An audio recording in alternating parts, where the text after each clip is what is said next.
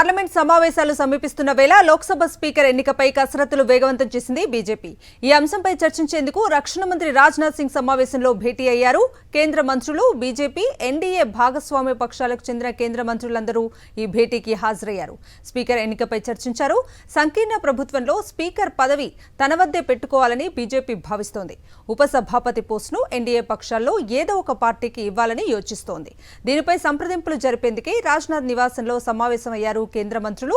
అటు విపక్ష కూటమి సైతం స్పీకర్ పదవికి అభ్యర్థిని నిలబెట్టాలని చూస్తోంది. డిప్యూటీ స్పీకర్ ఇవ్వకుంటే పోటీ చేస్తామని స్పష్టం చేసింది. ఈ నేపథ్యంలో కౌన్ బెనేగా స్పీకర్ అనేది ఆసక్తికరంగా మారింది. ఈ నెల 24న పార్లమెంట్ స్పెషల్ సెషన్ ప్రారంభం కానుంది. జూన్ 26న లోక్సభ స్పీకర్ ఎన్నిక జరగనుంది.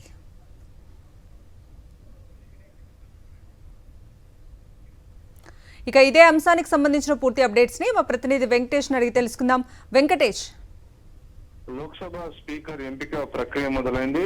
ఈసారి బీజేపీకి సొంతంగా మెజారిటీ లేకపోవడంతో ఎన్డీఏ భాగస్వామ్య పక్షాల అభిప్రాయాలు తెలుసుకున్న తర్వాత అభ్యర్థిని ఖరారు చేయబోతున్నారు. ఆ నేపథ్యంలో రాజ్నాథ్ సింగ్ నివాసంలో సమావేశం జరుగుతోంది. సమావేశంలో ప్రధానంగా అందరికీ ఆమోదయోగ్యమైనటువంటి స్పీకర్ ను ఎన్నుకునే దిశగా కసరత్తు చేస్తున్నారు.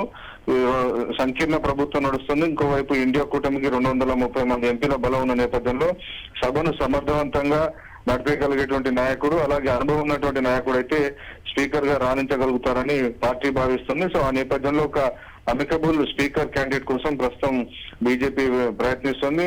గతంలో 2019లో లోక్సభ స్పీకర్ గా రాజస్థాన్ చెందిన ఓం బిర్లాను భారతీయ జనతా పార్టీ ప్రతిపాదించినటువంటి పరిస్థితి మనం చూసాం. సో ఈసారి కూడా బీజేపీ నుంచే లోక్సభ స్పీకర్ అభ్యర్థి ఉండబోతున్నారు. భాగస్వామ్య పక్షాలు తమ అభ్యర్థిని పెట్టడం లేదని కూడా ఇప్పటికే ప్రకటించిన నేపథ్యంలో బీజేపీ అనుభవం కలిగినటువంటి నాయకుడు, అందరికీ ఆమోదయోగ్యమైనటువంటి నాయకుడి కోసం ప్రయత్నాలు చేస్తుంది.